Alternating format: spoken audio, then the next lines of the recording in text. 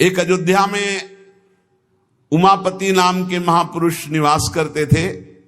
ये बहुत शास्त्रों के ज्ञाता और भजनानंदी महापुरुष थे। तो इनको अपने में भाव आता था कि मैं गुरु हूं राम लक्ष्मण भरत शत्रुघ्न का, ये मेरे पुत्र और शिष्य के समान है। तो ये जब मंदिर में जाते कनक भवन में, तो कनक बिहारी राम जी को ये माला खरीदते हो, पहन के जाते और अपना पहना हुआ माला देते कि राम जी को और लक्ष्मण जी को पहना दो, और सीता जी के लिए कहते कि आधा दरवाजा मोड़ दो, पर्दा कर दो, बहू है हमारी। ये रोज ऐसा करते। पुजारी वैसा ही कहते, जैसा ही कहते, क्योंकि महापुरुष थे उमापति जी। पर वैष्णव जन संत जनों को अच्छा नहीं लगा कि भगवान को अपनी पहनी माला पहनाते हैं।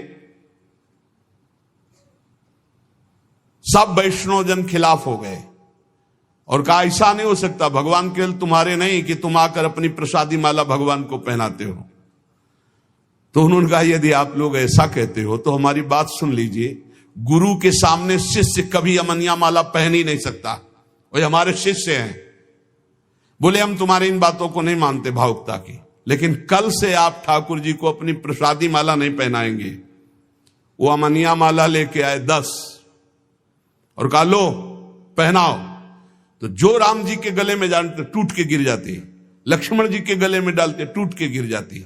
10 माला पहना दी, वो सब टूट के गिर गई। सब संत और वैष्णव खड़े देख, बोले देखा ये भला अमनिया पहन सकते हैं जब मैं इनका गुरु हूं। वशिष्ठ भाव से वो रहते।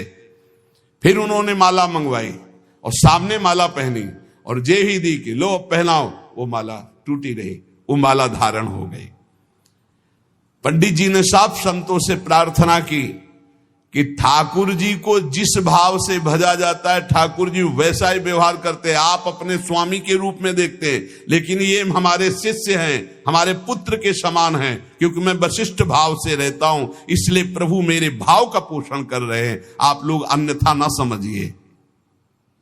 और जब ये मंदिर जाते तो पुजारी से कह देते कि जानकी जी की तरफ का दरवाजा थोड़ा सा जैसे बहु ओट में होती है ऐसे करो, कर देते।